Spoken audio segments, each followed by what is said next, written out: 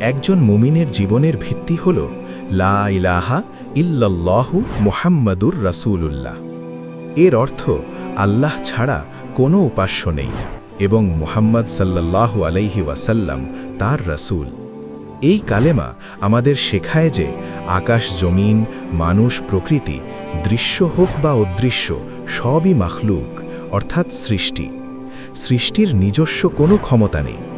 আল্লাহর হুকুম ছাড়া একটি পাতাও নড়ে না, আর আল্লাহ কোনো সৃষ্টি ছাড়াই পুরো বিশ্বকে পরিচালনা করতে পারেন।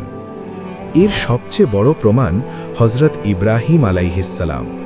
নমরুদ যখন তাকে অগ্নিকুণ্ডে নিক্ষেপ করল, জিবরাইল আলাইহিসসালাম এসে সাহায্যের প্রস্তাব দিলেন, কিন্তু তিনি বললেন, আমার জন্য আল্লাহই যথেষ্ট।